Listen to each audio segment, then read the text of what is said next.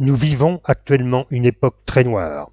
Des mondialistes esclavagistes veulent nous imposer une dictature mondiale sous les faux prétextes de vouloir protéger nos libertés et notre sécurité. Ces faux prophètes, qui parlent d'humanisme, de démocratie, d'amour et de liberté, sont des menteurs, démoniaques, sans lumière et sans âme.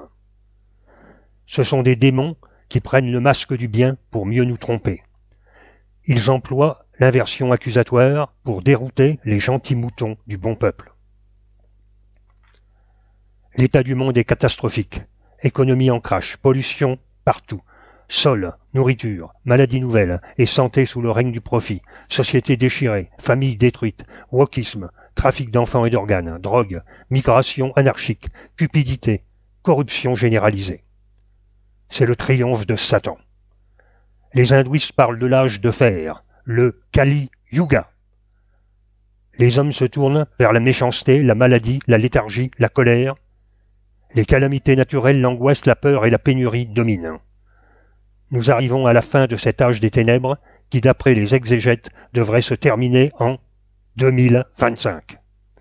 À moins qu'une 6e extinction de masse ne remette tout ça à zéro.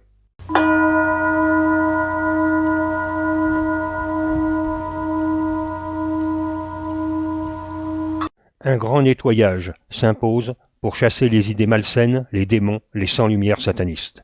Et surtout, pour ceux qui ont encore un peu de lumière qui brille en eux pour sauver ce qu'on appelle leur âme. Voici la lessive pranique, ou comment chevaucher le souffle, le pneuma, pour nettoyer votre corps et votre environnement. Ce nettoyage s'appuie sur les 2 chakras principaux, le coronal, sur le sommet de la tête, et celui du cœur au niveau du sternum. Différents noms lui sont donnés comme la méditation des 2 cœurs ou la méditation des 2 soleils.